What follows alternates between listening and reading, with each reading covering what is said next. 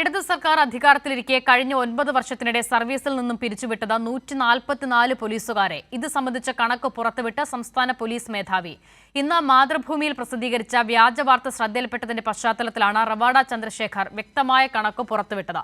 2016 മുതൽ 2025 സെപ്റ്റംബർ വരെയുള്ള കണക്കാണ് പുറത്തുവിട്ടത്.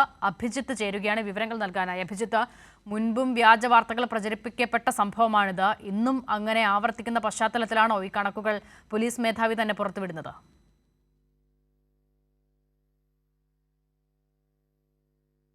നമുക്ക് സ്ഥിരീകരിക്കേണ്ടി വരും. ഇന്ന് മാതൃഭൂമി പത്രത്തിൽ വന്ന വാർത്ത ഇങ്ങനെയാണ്: 144 പോലീസുകാരെ പിരിച്ചുവിട്ടുവെന്ന വാദത്തിന് കണക്കില്ല എന്നുള്ള ഒരു ഹെഡിങ്ങിലൂടെയാണ് ഇന്ന് വാർത്ത പുറത്തു വരുന്നത്. ഈ സർക്കാരിൻ്റെ കാലത്ത് 47 പോലീസുകാരെ മാത്രമാണ് പുറത്താക്കിയത് എന്നുള്ള വാർത്തയാണ് മാതൃഭൂമി നൽകിയിരുന്നത്. എന്നാൽ ഈ വാർത്ത തികച്ചും തെറ്റാണ് എന്നുള്ള രീതിയിലുള്ള പ്രതികരണമാണ് സംസ്ഥാന പോലീസ് മേധാവി റവാഡ ചന്ദ്രശേഖരൻ ഇപ്പോൾ പുറത്തുവിടുന്നത്. അതിനകത്ത് കൃത്യമായിട്ട് തന്നെ പറയുന്നുണ്ട്, 2016 മെയ് മുതൽ 2025 സെപ്റ്റംബർ വരെയുള്ള കണക്കാണ് ഇപ്പോൾ റവാഡ ചന്ദ്രശേഖരൻ പുറത്തുവിട്ടിട്ടുള്ളത്.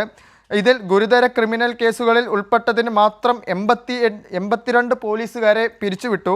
ഗുരുതര പെരുമാറ്റ ദൂഷ്യത്തിന് 62 പേരും പുറത്തായിട്ടുണ്ട്. വകുപ്പ് തല നടപടിയുടെ ഭാഗമായി 241 പേരെയാണ് നീക്കം ചെയ്തത് എന്നും റവാഡ ചന്ദ്രശേഖരൻ കൃത്യമായി പറയുന്നു. രണ്ടാം പിണറായി സർക്കാരിൻ്റെ കാലത്ത് പിരിച്ചുവിട്ടത് 84 പേരെയാണ് എന്നും കൃത്യമായി കണക്ക് പറയുന്നുണ്ട്. ആ സമയത്താണ് ഇന്ന് രാവിലെ മുതൽ വിവിധ മാധ്യമങ്ങളിലും പ്രത്യേകിച്ച് മാതൃഭൂമി പത്രത്തിലും സർക്കാരിനെ ഇകഴ്ത്തി കാണിക്കുവാൻ വേണ്ടി ഈ വാർത്ത നൽകിയിട്ടുള്ളത്.